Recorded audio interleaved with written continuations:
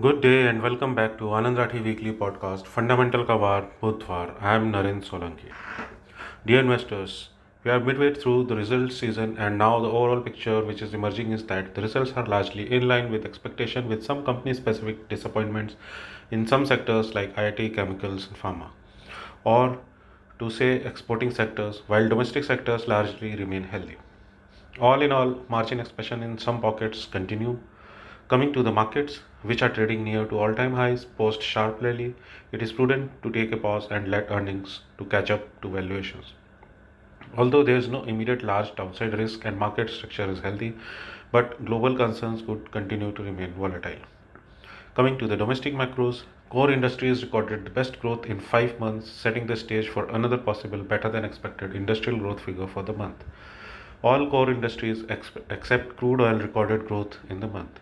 The pickup in industrial growth and the higher than expected inflation, however, may nudge the RBI to go in for another rate hike, but not in the forthcoming policy.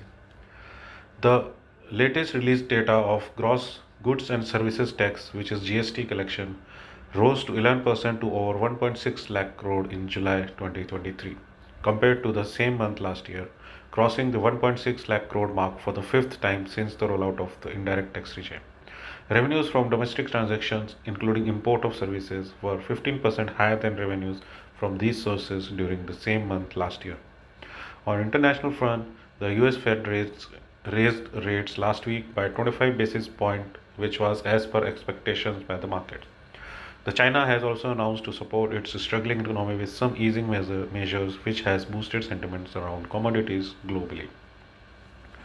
Coming to the upcoming week, key economic events lined up this week are today, US crude oil inventories data is scheduled. On 3rd, UK policy rate meet, US initial jobless claims, and US services and manufacturing PMI data is scheduled. On 4th, US non-farm payroll and US unemployment rate data is scheduled. Coming to the sector leadership on a relative rotational basis for the week ahead, sectors likely to continue to lead are realty, pharma, and infra. Sectors showing some improvement are energy, metals, and public sector banks. Sectors showing weakness are PSUs, CPSEs, and IT. So that's it from our side, and meet you same day next week. Happy investing. Thank you. Investment in securities market are subject to market risks. Read all the related documents carefully before investing.